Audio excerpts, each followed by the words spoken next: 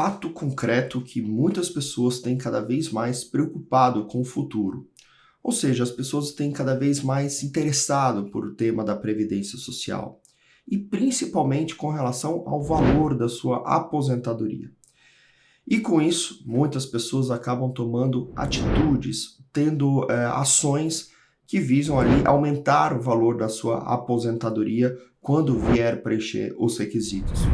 E uma dessas atitudes que muitos segurados da Previdência acabam tomando, sem uma prévia consulta, sem uma análise um pouco mais profunda do seu caso, é realizando contribuições complementares para a Previdência Social.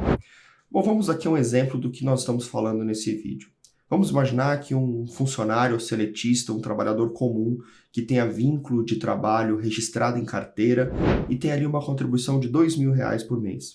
Esse trabalhador compreende que ele deveria contribuir um pouco mais para a Previdência Social e imagina ali realizar contribuições de R$ 3.000. Então ele faz uma complementação, ele emite uma guia na Previdência Social e paga uma complementação de R$ 1.000 sobre R$ 1.000. Ou seja, no final das contas, em tese, ele está realizando uma contribuição para a Previdência Social, realizando ali pagamentos mensais de R$ 2.000 pela empresa e uma complementação de R$ 1.000.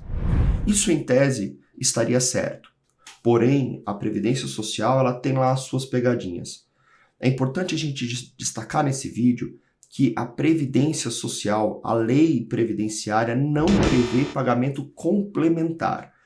O que existe na nossa lei são as contribuições obrigatórias. Então, se você é funcionário de uma empresa, você tem que realizar as suas contribuições obrigatórias, compulsórias para a Previdência Social. Você não pode efetivamente pagar como facultativo já tendo um emprego, ou seja, já tendo uma fonte de renda.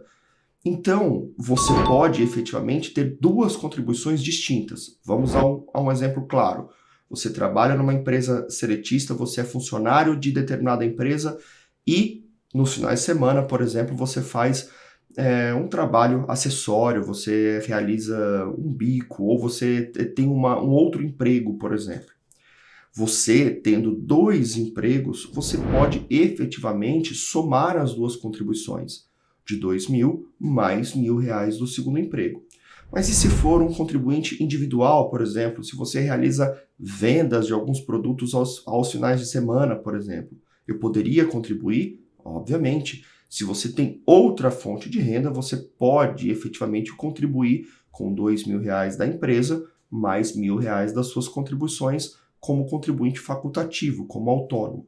Agora, o grande erro que muitas pessoas vêm cometendo é realizar contribuições como contribuinte individual sem ter como comprovar o recebimento de renda, sem comprovar a remuneração. O que é o grande risco nessas situações é o INSS considerar no futuro que essas contribuições são facultativas, ou seja, que não existe fonte de renda para esse pagamento.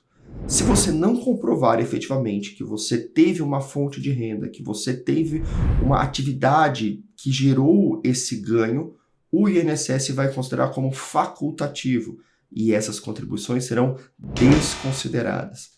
Isso porque, se você já é contribuinte obrigatório da Previdência Social, você, por força de lei, não pode realizar contribuições como facultativo. Um exemplo clássico que a gente vê muito na advocacia previdenciária são funcionários públicos, por exemplo, que já recolhem para os seus regimes próprios e acaba contribuindo ali sobre facultativo, na esperança de ter duas aposentadorias, uma pelo regime próprio e outra pelo INSS. Ocorre que essa contribuição como facultativo, ela não é destinada para quem já tem uma fonte de renda, para quem já recolhe as suas contribuições para o regime próprio ou para o regime geral.